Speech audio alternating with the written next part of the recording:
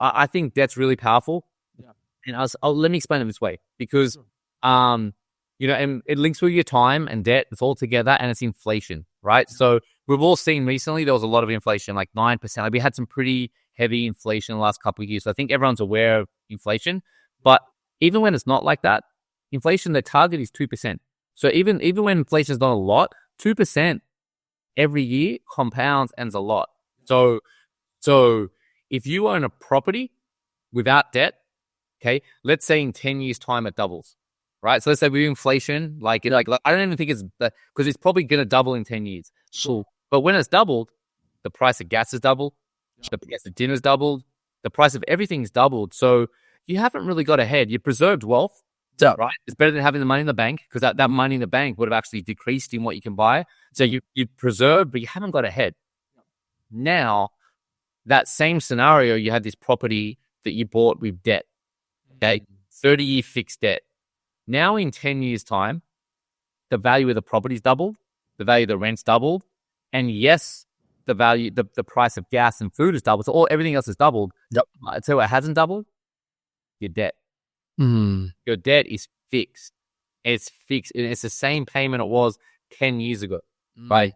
So that fixed debt is so powerful. Now you've actually got way ahead, because you didn't put your cash into it. You used the debt, and the value, what you pay in that debt, it feels like less, because when you use 10 years dollars, like everything is double the price. So you're making double the money for sure. Right? And then you're paying the same old debt 10 years ago. Yeah. Now you're getting ahead.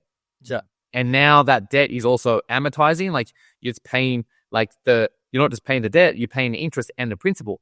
Yeah. So now the principal's higher as well. So that's how you're really getting ahead. So I think debt is your most valuable tool. Without debt, it's not as powerful. The debt is the power, because it protects you from the inflation and allows you to really benefit from time. And if you control that well, it's pretty hard to lose. It's a pretty safe investment if you're buying it right and responsible. If the rent, as long as there's income to match the debt, as long as you got the income to pay it off from the rental, as long as there's some cushion. So like whether you're gonna have some vacancies, you're gonna have some expenses, as long as you have some cushion in there, you're gonna do really well with that debt.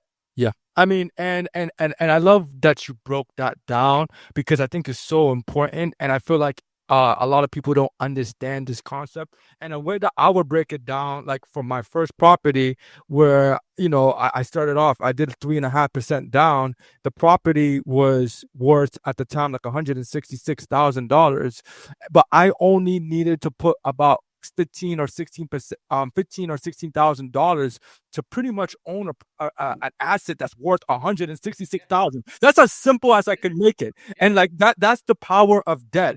And I don't know too many businesses or opportunities that give you an opportunity to put so much money little down to own such and so valuable, and I think a lot of people, that goes over people's head, but it's so important. And that's where the value or the arbitrage from an investing perspective takes place.